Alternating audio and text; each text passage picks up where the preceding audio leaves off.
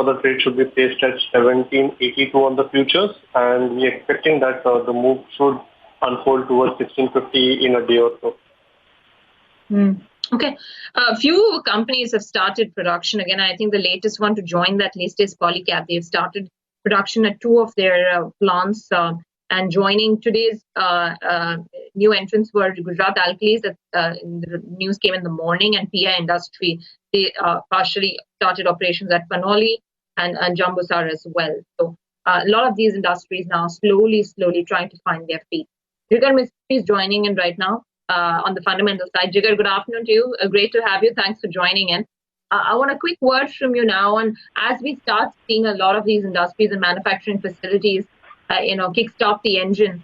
Obviously, it's not going to come back in a big way just yet. But do you feel that this could be probably the start, and therefore maybe some of these companies which had seen a bigger impact on the prices due to the lockdown that could reverse a bit? Hello, Devina. Thanks for having me again.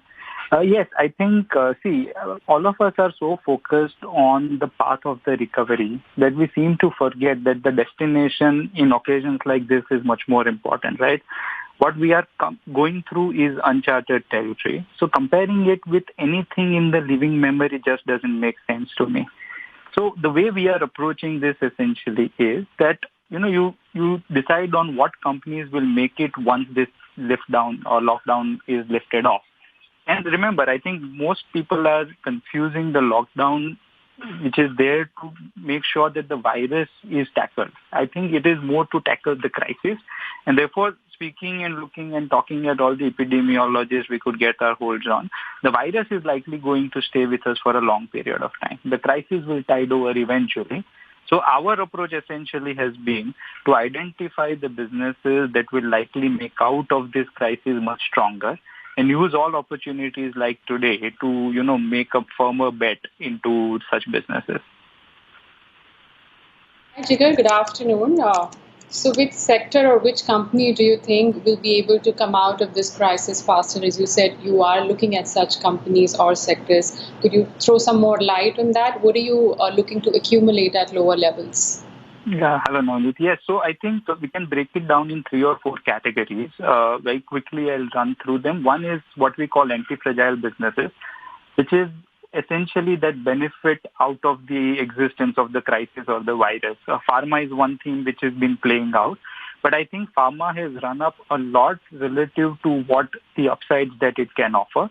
There are a few industries which benefit out of this, essentially something like a man guarding. SIS is one such business that we own and like. So SIS Industries is one such company that benefit during the existence of the crisis. Bucket 2, which is essentially what doesn't kill you makes you stronger bucket, where, the companies that will make through will be ones that have low fixed expenses, low balance sheet gearing, and weakening competition. Within that bucket, there is a business called Trent, which we like, the West Side business, which is essentially it is going to see much weaker competition. And in China, you see Hermes reporting the bumper day the day things opened up. So I think Trent in India could be one such play. Multiplexes is another area which could benefit, and airlines is third. We are both on lookout in those space. Trent is something that we own within multiplexes. Inox is something that we are interested in. Airlines still doesn't fit our case as of now. The third bucket is global liquidity, and you see all the central banks printing in money. And essentially that needs to be spent somewhere. Government spending will have to kickstart things because corporate balance sheets is not something that we think are very robust as of now. So within cement, again, people have their picks. Essentially ones that we like are Ambuja and Birla Corp. Those are the regions which we think are better placed. And metals at a certain point might make sense. Today you see a negative number print on a commodity, therefore most people might be jittery getting into metals, but at a certain point, companies like Hindalco, which we don't own yet, will make a lot of sense because more than 50% EBITDA comes from non-commodity business.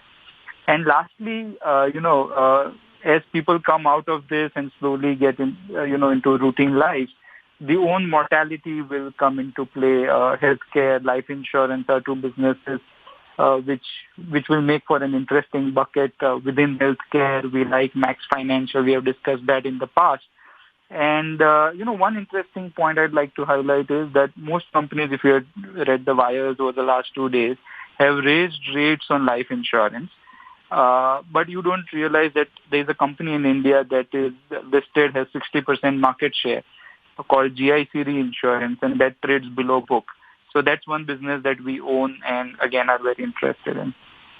So that's it. Jigar, right. You've highlighted a lot of spaces and a lot of stocks also, and that would benefit our viewers. But I'm just going to pick up the first one, and you can correct me if I'm wrong, if I got that right. You said aviation, you said retail, you mentioned a stock called Trend, and you also said exhibitors. I just want to know, do you see life going back to normalcy? Don't you see any sort of change in consumer behavior post this crisis? It may take a little longer, at least for these industries, to see that sort of demand and response which was seen pre-COVID crisis?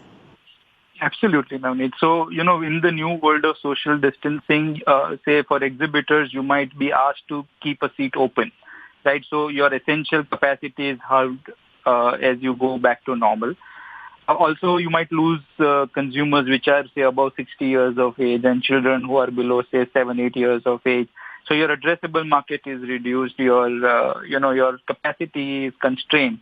But see, eventually, all these companies will also have a weakened competition. So Carnival Cinemas, which was almost 18% market share, if I have my numbers right, might not make it through, right? So you have 70%, which is the multiplex, 30% is single screen. Within that, 18% capacity might come up at a very, very attractive valuation. And then eventually, see, all those measures we are talking of is, say, 6 months, 1 year, 1.5 years. Now, if you analyze any business, the immediate year forms roughly 6 to 10% of the valuation, give or take. Right now, PVR has corrected more than 50%. Inox has corrected more than 50%. So essentially, you are getting these businesses. You can make your own assessment of what the margin of safety you want to keep. For example, we haven't jumped the gun yet. So we are also evaluating. But at certain price points, when things become clearer, you will find that, yes, Inox has the lowest fixed cost on a per quarter basis. And PVR's acquisition of Spee Cinema might have put it slightly behind Inox now. So it's an interesting space because in India, come to think of it, we don't have a lot of ways of entertaining ourselves rather than going to just cinemas. Yeah, but I think the debt issues for PVR are not behind it. And for now, PVR is certainly under a bit of pressure. Okay, just before I ask a final question, Jigar, Sachidanand, you want to come in on PVR on the charts because that stock has taken a beating yesterday and has taken a beating today as well. Well, the structure has been weak. In fact, we did see some relief rally, last week or so. But if you look at the overall structure, it is clearly, trending down. It has still not managed to close above its short-term averages. Even from the options data point, 1,000 remains a critical support. In fact, but looking at the way positions are there, I won't be surprised if that particular level is also breached. Probably we may see a swing towards 880 or so. So definitely not a stock which should be owned. I think the direction is still down, and probably the momentum may accelerate in case the level of 1,000 is breached. So definitely, a good shorting candidate. Right now, the stop loss should be placed somewhere to 2,032 on a closing basis, with an expectation of a move towards 885. Thank you. One question on the oil marketing companies. The crude price fall at large should benefit them. Are you trying to take advantage of that at all? Nirav, you're asking me? Yeah, Jigar, asking you. Yeah, so no, crude we are not really looking at oil marketing companies essentially. What happened yesterday, we understand, is more essentially to do with the storing capacity. And once you are through that period of pain, I think the demand picks up, then the agreement is in place. So although we think crude is lower for longer, that essentially helps India more than anything else. We import 1.4 billion barrels of oil each year. So my current account goes up by $45 to $50 billion into surplus. But beyond that, on a company-specific level, we have no exposure to OMCs. All right, Jigar, we'll let you go on that note. Thank you so much for joining in. And yes, what happened yesterday was definitely, an aberration with regards to the May storage capacity, particularly in Cushing, Oklahoma. And that's why you saw the WTI crude reacting the way it did, while Brent stayed in the positive territory. But getting in more opinion on the same front, Aberdeen Investments Yu Young says oil prices will remain weak in the near term. Speaking to us earlier on in the day, Young said that the current market scenario is a buying opportunity and he prefers keeping quality financials in his investment portfolio, Indian finance.